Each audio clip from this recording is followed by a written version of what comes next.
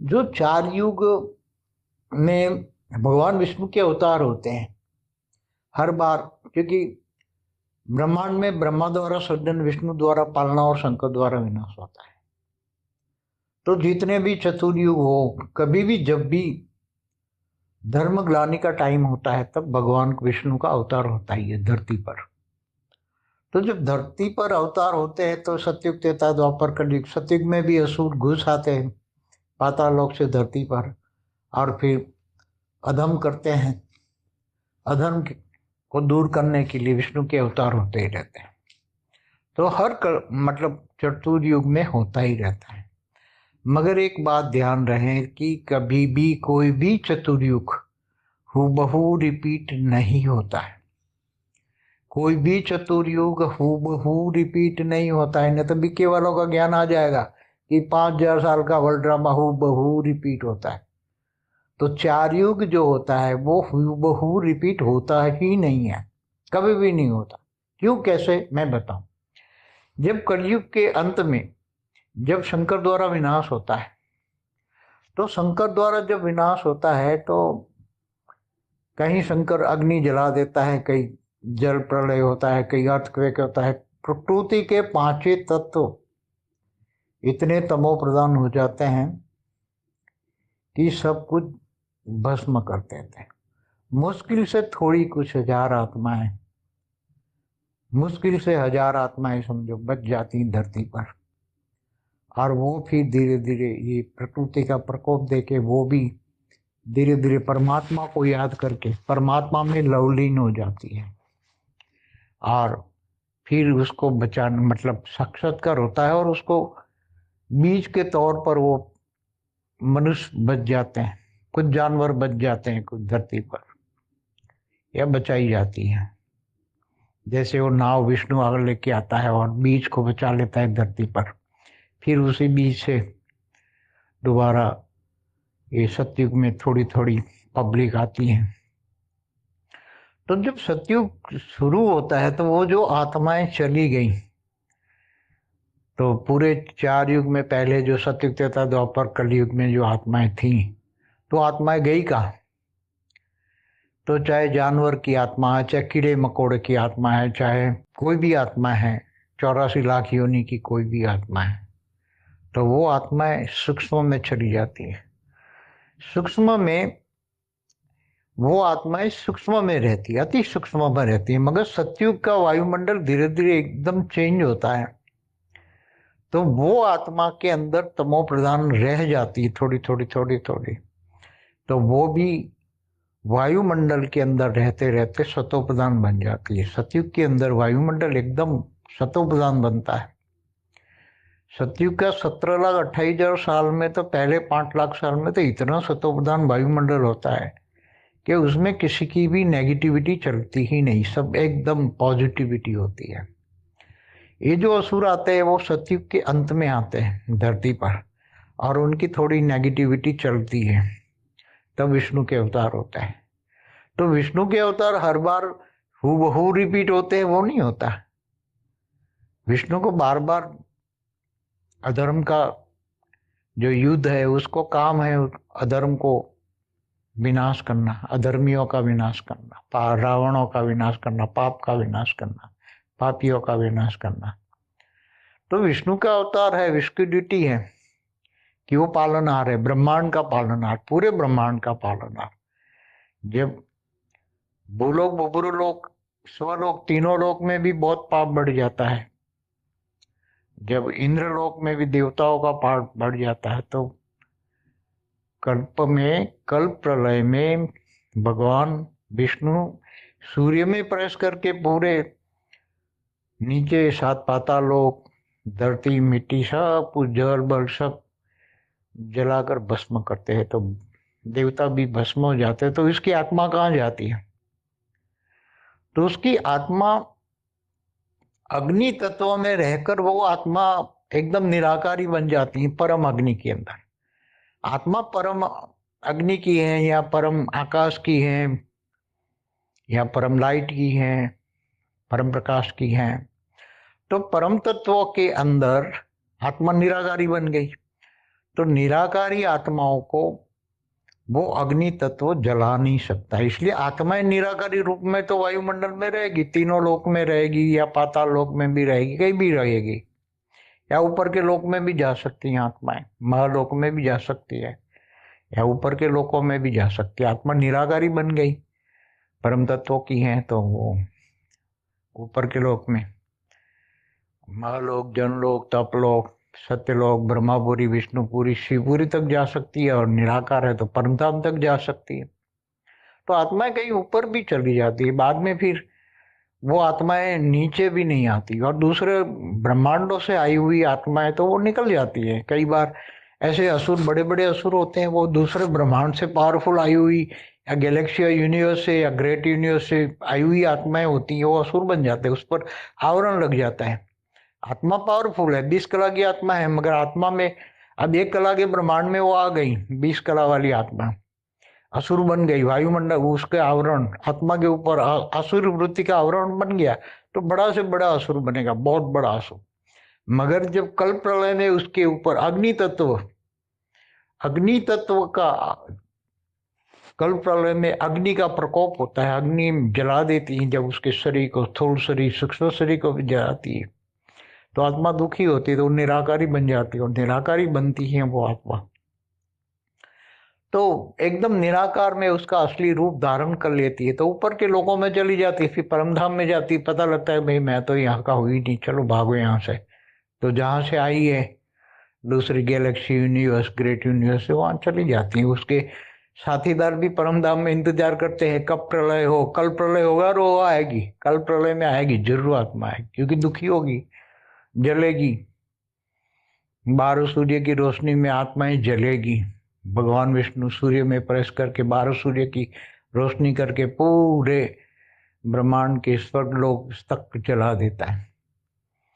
तो आत्माएं फिर उसी टाइम पर सेम आत्मा असुर था, जिसको मारने के लिए भगवान विष्णु का अवतार लेना पड़ा, वो असुर तो दूसरे ग्रेट यूनिवर्स से आया था, वो तो चला गया। अब ये असुर को मारने के लिए सेम थोड़ा आना पड़ेगा, सेम अवतार थोड़े होते हैं, सेम टू सेम थोड़ा होता है, 4 युग, चतुर्युग। कुछ आत्माएं, बहुत सारी आत्माएं तो यहाँ काफी अच्छी आत्माएं फंसी पड़ी हैं, चाहे देवता को स्वर्गलोक में हो, या गांधर्व, किन्नर, यक्ष भी अच्छे आत्माएं फंसी पड़ी है, मनुष्य अवतार में भी, पाताल लोक में भी अच्छी आत्माएं। आवरण जब अग्नि तत्व में, कल प्रलय में अग्नि सबके आवरणों को हटा देती है, तपाती है, तो वो अग्नि से बचने के लिए आत्मा निराकारी बन जाती है, और परम तत्व इमर्ज होता है, उसकी आत्मा निराकारी बन के उसके आवरण में केवल परम तत्व रहता है, और परम तत्व बचाता है, उसको स्वर ज्ञान हो जाता है, और फिर धीरे ऊपर के लोक में चली जाती है। तो बहुत सारी आत्माएं जो तपती हैं, तो महालोक, जनलोक, तपलोक, ऊपर के लोकों में चली जाती हैं। कई आत्माएं तो परमधाम जब चली जाती है, और अपने अपने जहां से आई वहां से चली जाती, तो उसका रोल तो रहा ही नहीं। जब उसका रोल ही नहीं रहा, तो फिर सुबहू कहाँ से होगा भाई। वो बड़े बड़े असुर तो चले गए, 20 कला वाले, 15 कला वाले, 12 कला वाले असुर चले गए। वो तो उसको ज्ञान हो गया कि भाई हम तो यहाँ के नहीं है, चलो भागो, यहाँ है तो हम फंस गए थे, असुर बन गए थे, असुर वृत्ति के आवरण में हम फंस गए थे, असुर बन गए थे, पाताल लोग चले गए थे, चलो यहाँ से।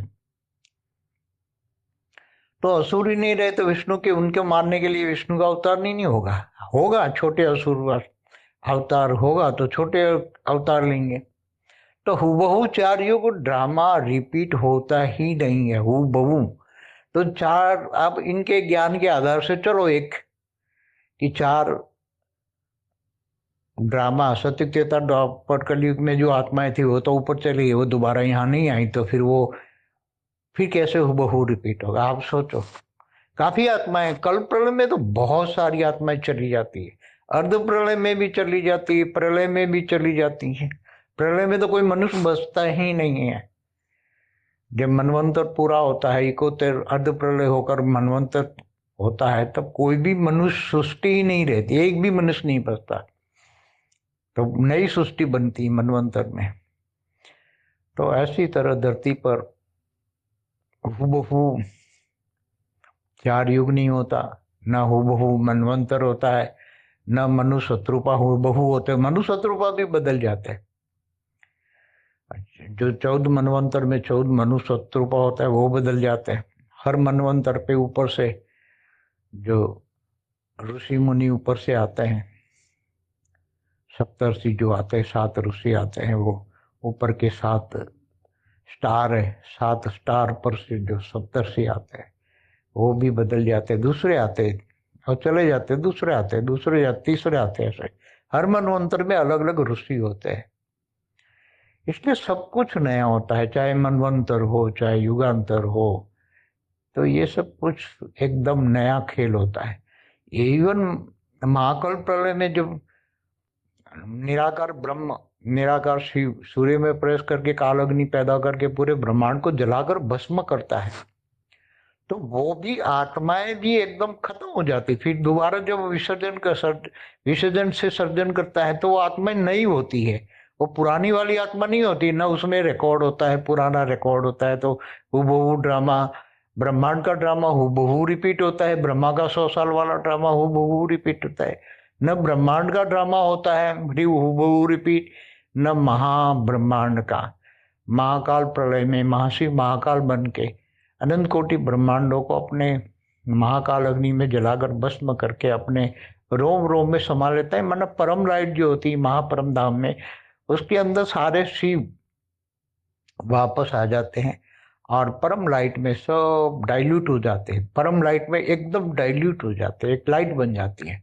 जैसे सागर के अंदर बूंद गिरती है तो सब बूंद का अस्तित्व नहीं रहता है, इसी तरह महाकाल प्रलय में महापरम धाम में सारे शिव एकदम डाइल्यूट हो जाते हैं। महापरम धाम में एकदम शिव डाइल्यूट हो जाते हैं, उसका अस्तित्व ही नहीं रहता, कुछ भी नहीं रहता। फिर जब दोबारा महाशिव एक संकल्प करके अनेक शिव पैदा करता है, तब नए नए शिव होते हैं, नया ब्रह्मांड होता है, सब कुछ नया होता है, सब कुछ नया होता है। इसी तरह परम महाशिव जी भी जब पूरा यूनिवर्स वाइंड अप कर लेता है तो उसके अंदर सब कुछ वो परम लाइट में सब डाइल्यूट हो जाते। महाशिव सारे के सारे परम महाशिव परम महाब्रह्मांड में लाइट में डाइल्यूट हो जाते हैं। व्यास महाशिव भी कुछ भी नहीं बचता, अस्तित्व ही नहीं बचता उसका। और फिर नया जब परम महाशिव जब नया शिव बनाते हैं, महाशिव नया महाशिव, तब वो नए महाशिव होते हैं, नए महाब्रह्मांड होते हैं, सब कुछ नया होता है। तो चाहे ब्रह्मांड हो, चाहे महाब्रह्मांड हो, चाहे परम महाब्रह्मांड हो, चाहे मल्टीवर्स हो, जब विसर्जन होता है तो लाइट में, परम लाइट में सब कुछ एकदम सब कुछ डाइल्यूट हो जाता है। फिर दोबारा जब सर्जन करता है तो एकदम नया फ्रेश ड्रामा होता है, एकदम फ्रेश ड्रामा होता है, सब कुछ नया होता है। तो जब तक ये ड्रामा का राज पूरा बेहद का ड्रामा का राज समझ में ना आए, सर्जन विसर्जन समझ में ना आए, समय जब परम धाम में हो तो ये एक ही सेकंड में सारा ड्रामा ब्रह्मा का 100 साल हो जाएगा परम धाम में। वो तो एक कला का परम धाम है, तो इसलिए 2 सेकंड होती है। महाशिव की तो एक ही पल होती है, यहाँ शिव की 2 पल होती है। परम धाम में रहो तो एक पल में ही 100 साल हो जाता है, फिर दूसरी पल में तो वो विसर्जन कर लेता है। इसलिए प्रतिपल अनंत आनंद ब्रह्मांड बनता है, बिगड़ता है, उसका राज समझना, बुद्धि में लाना, ये बहुत बड़ी बात है। जब ये बात समझ में आ जाए तो ही ये ज्ञान, ब्रह्म ज्ञान समझ में आ जाए। ब्रह्म ज्ञान माना ब्रह्मांड का आदि मध्य तक आ गया, सारा ब्रह्मांड का। इसलिए शास्त्रों में तो मेरे हिसाब से तो ये सब कुछ ये आटो में नमक जितनी सच्चाई है, बाकी सब गेप गपोड़े लगा दिए। बहुत पहले परात की बातें अब लगा दी। पहले परात में जो सब चीजें थी, या सत्युग त्रेता में भी जो चीजें होती हैं, वो आज के कलयुग में मनुष्य सोच भी नहीं सकता। क्योंकि सत्युग के अंदर सब कुछ सोने जैसा होता है, आत्मा की स्टेज भी सोने जैसी होती है। कलयुग में आते आते लोहे वो बन जाती है आत्माएं, धरती पर भी लोहा बन जाता है, सोना अस्तित्व कम होता है। तो ये सब समझने वाली बात है। पूरा समय और तत्व परिवर्तन, तत्वों से परम तत्व, तो स्थूल वतन, सूक्ष्म वतन, परम धाम, ये तीनों धाम की बातें ब्रह्मांड में रहकर समझना। और फिर ये सब अर्ध प्रलय, प्रलय, कल प्रलय, महाकल प्रलय, महाकाल प्रलय बातें समझना। बुद्धि से एकदम हूबहू आत्मस्वरूप में बैठकर हूबहू सब इमर्ज करोगे तो इमर्ज हो जाएगा, तब बुद्धि में बैठेगा, एकदम ज्ञान बुद्धि में बैठेगा। इसलिए ज्ञान को जीवन में धारण करना है।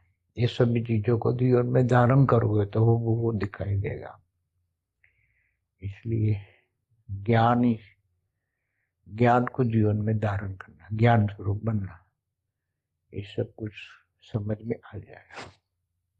बेहद की परम शांति सोचो, बोलो परम शांति। Join us daily for our morning live meditation, Monday to Saturday, 5:30 to 6:30 a.m. Join us daily for live meditation, 10 p.m. to 11 p.m. on YouTube Live. Subscribe now. Website www.paramshanti.org. Email us anand@paramshanti.org. Like, share, subscribe. Join today. बेहद की परम